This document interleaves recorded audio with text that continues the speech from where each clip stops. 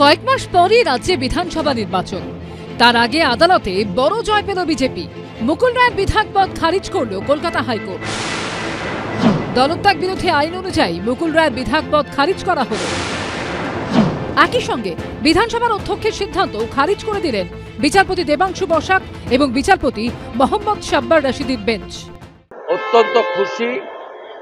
আমার 4 বছরের লড়াই এটা। 2021 সালে আমি এলওপি হিসেবে লড়াই শুরু করেছিলাম।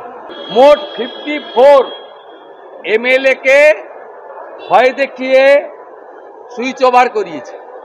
54 এমএলএ কে ইমানি বিশ্বাস থেকে শুরু করে, তারও আগে আপনার কৃষ্ণেন্দু নারায়ণ চৌধুরী থেকে শুরু করে, চাঁদ মোহাম্মদ থেকে শুরু করে অসংখ্য। আমি খুশি। আমি ব্যক্তিগতভাবে মনে করি article 212 of constitution of India, তাতে আমাদের একটা প্রোটেকশন রয়েছে। বিধানসভার অধ্যক্ষের যে সমস্ত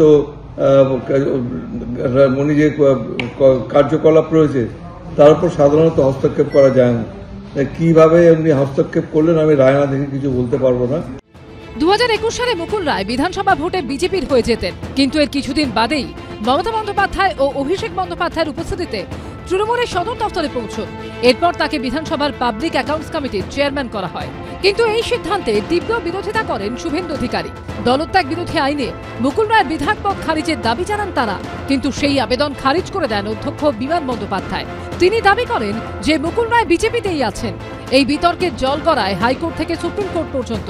শেষমেশ বৃহস্পতিবার বিচারপতি দেবাংশু বসাক এবং বিচারপতি মোহাম্মদ সাব্বার রশিদির বেঞ্চ বিধানসভার অধ্যক্ষের সিদ্ধান্ত খারিজ করে দিল। সেই সঙ্গে মুকুল রায়ের বিধায়ক পদও খারিজ করল কলকাতা হাইকোর্ট।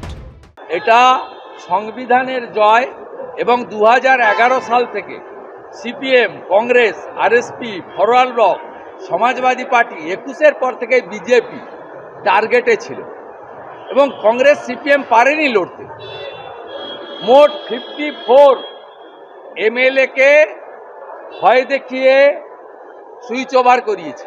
আমি এই রায়কে স্বাগত জানাই। যে খারিজ করার কথা ছিল স্পিকারের অফিসে, স্পিকার করেনি।